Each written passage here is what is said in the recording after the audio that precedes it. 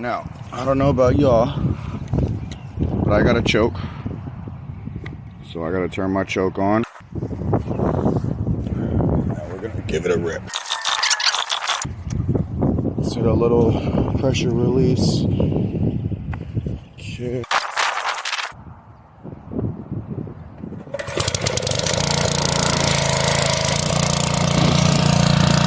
I just needed 2 hands. Now we got it on.